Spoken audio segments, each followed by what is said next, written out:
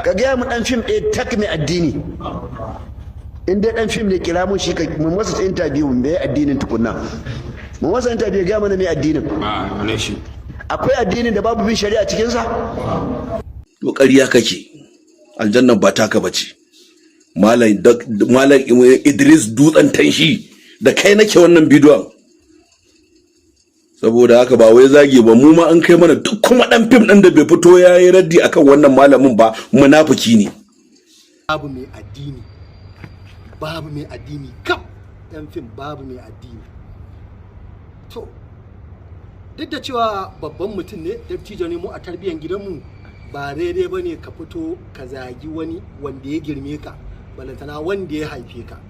Amma a ɗabi'a irin na shi wancan mutum da suke kiran shi ta jaki na dutsen tanshi, na ga bai raga wa kowa ba.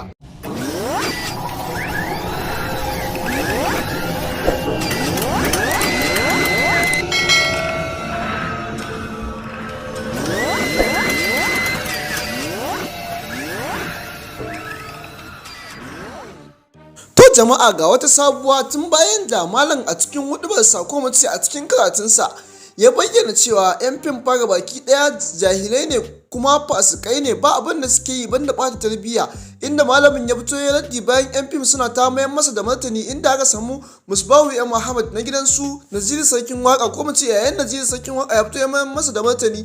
Shikenan malamin ya ce ya kamata ma a ce an yi wa wannan jarumi ko mace producer a cikin wannan masana'anta ta kannywood bulala, duba da garin yadda ya fito ya ja da malami.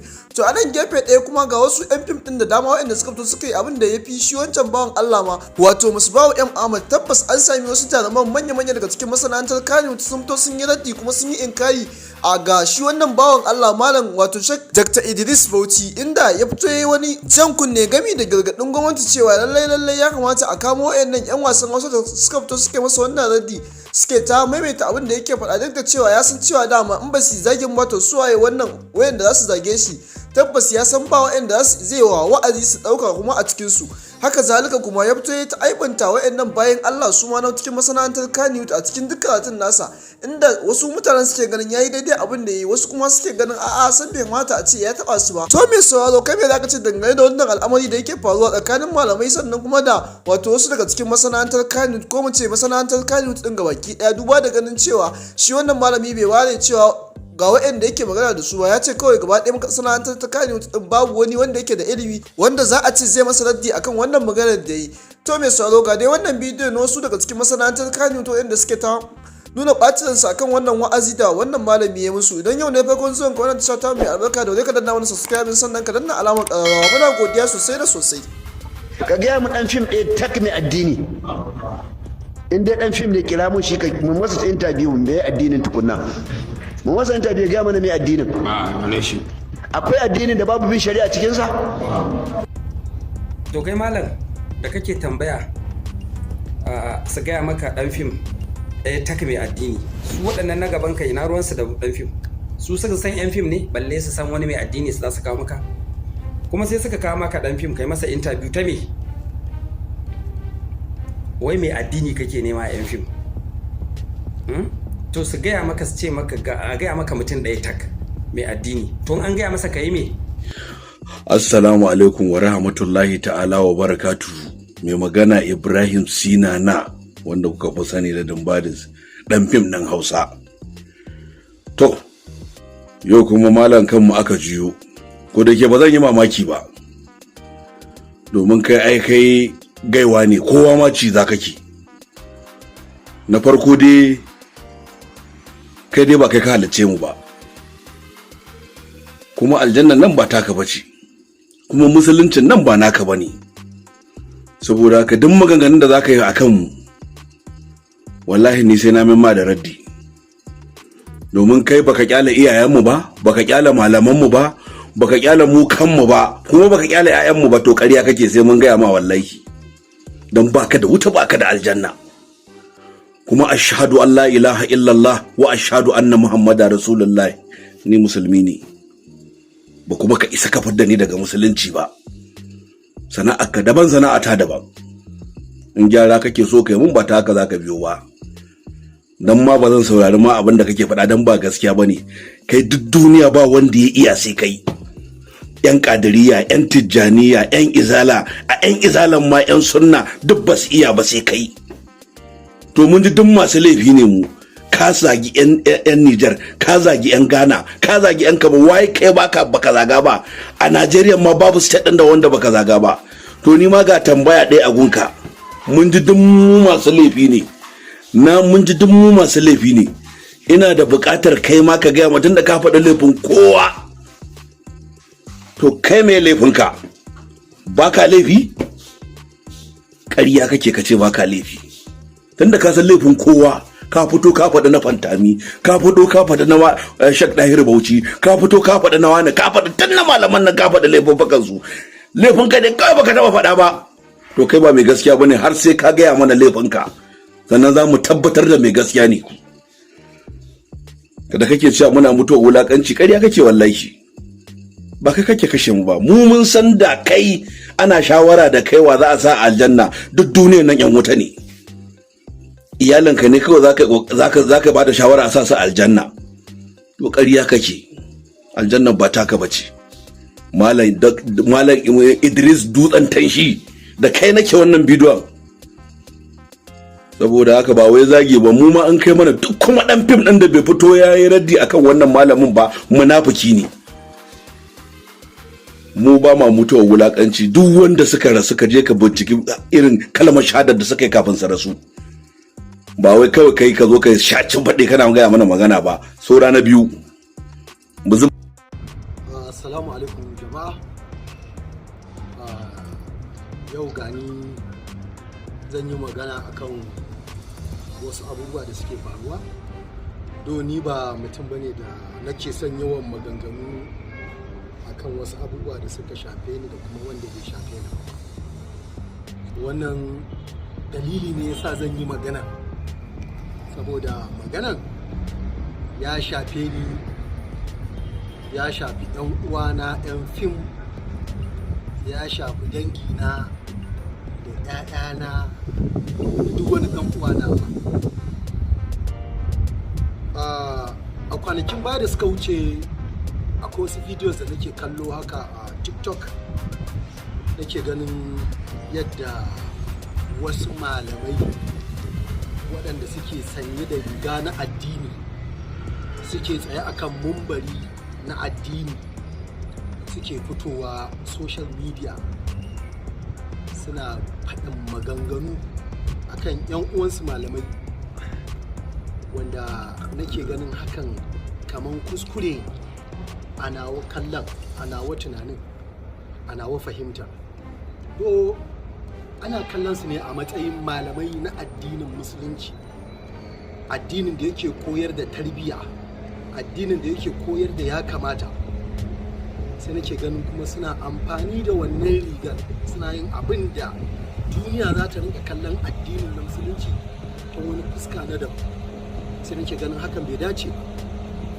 A ciki akwai wani malami da na yarda da nagartarsa, na yarda da iliminsa na addini, wani mutumin Bauchi. Sai na je yana kiran wani malami da Dr. Jaki na dutsen tanshi. Lallai wannan sunan bai min daɗi ba, yadda na ji malami yana kiran ɗan uwansa malami da Dr. Jaki. So abin bai min daɗi ba kwata-kwata. Har nake cewa da ina da hali, da ina da dama, da zan ga wannan malamin, da zan mishi magana in ce bai kyauta ba. Bayan wannan, after some days, still sai naga kuma wani shi wannan mutumin da ake, wannan malamin da ake kiran Dr. Jaki yana baje wasu malaman kuma na addini, manya-manyan malamai wanda na tabbata sun fi shi ilimi, sun fi shi nagarta, sun fi shi kusanci da Ubangiji ma. A cikin malaman da ya rinka bajewa akwai Shek Dr. Ali Fantami, akwai Shehu Dahir Usman Bauchi, da sauran manya-manyan malamai na izala da na ɗarika da na shi'a da sauran malamai waɗanda a fahimtarsu ta zo ba daidai da shi ba. Shi wannan Dr. Jaki ɗin ya rinka wasu maganganu a kansu, so daga nan sai na soma fahimtar dalilin da ya sa shi wancan malamin na Bauchi yake kiran shi da Dr. Jaki na dutsen tanshi. saboda irin maganganun da yake akan waɗannan malaman. Sai aka wayi gari kuma a cikin 'yan kwanakin nan daga jiya zuwa shekaran jiya sai nake ganin wasu videos ɗin shi yana magana akan masu sana'ar fim, wanda ni ina ɗaya daga cikin masu sana'ar fim ɗina. Ni fim sana'a ta ce, na yi ta a baya, ina yi akan yanzu, zan ci gaba da yi har mahadi ya bayyana, har lokacin da za a ɗauki numfashina in koma ga Allah. Ina alfahari da cewa ni ɗan fim ne, ina alfahari da idan 'ya'yana sun taso, idan suna da ra'ayi su yi fim ɗin nan, ba matsala ba ce a gurina. Ina sa rai zan mutu in tafi gaban Ubangiji a matsayina na ɗan fim, insha Allah. Ba na nadama da wannan, ban taɓa nadama da kasancewa ta a matsayin ɗan fim ba, ko daidai da na rana ɗaya. Wannan malami yake cewa a 'yan fim babu mai addini, babu mai addini kam 'yan fim babu mai addini. To duk da cewa babban mutum ne, dattijo ne mu a tarbiyyar gidanmu, ba daidai ba ne ka fito ka zagi wani wanda ya girme ka, balantana wanda ya haife ka.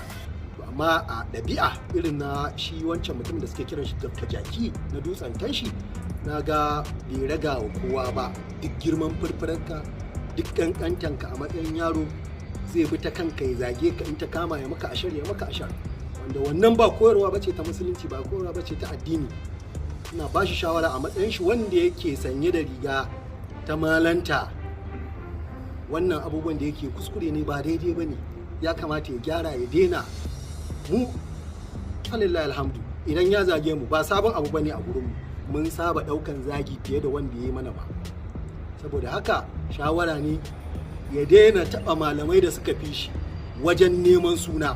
Kasan idan mutum yana neman suna to komai yana iya yi. Idan mutum yana neman suna, shi yasa ake taba manyan malamai da suka fi shi ilimi, suka fi shi a gurin Allah ba.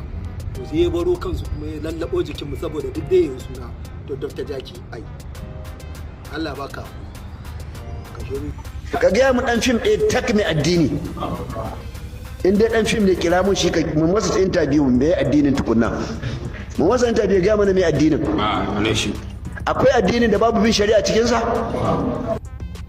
To kai malam da kake tambaya su gaya maka dan fim ɗaya tak mai addini, su waɗannan na gaban kai na ruwansu da dan fim, su suka san 'yan fim ne balle su san wani mai addini su za su kawo maka. Kuma sai suka kawo maka dan fim kai masa interview ta me? Wai mai addini kake nema a 'yan fim? To su gaya maka, su ce maka a gaya maka mutum ɗaya tak mai addini, to an gaya masa ka yi me? Ka cire shi daga musulunci kai da ka gada?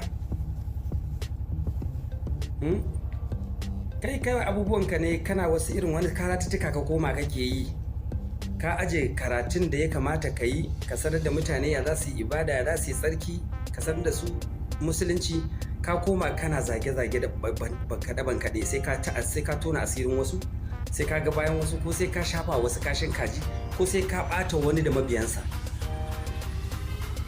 Ka shiga gwamnati, ka tafi can sifanta mu su wane ne, duk mutumin da kaga maɗaukaki ne bin sa kake yi, ka gaya za ka ci zarafinsa, ka nuna a duniya mutumin banza ne. To sutura ai ta Allah ce malam, Allah ke suturta.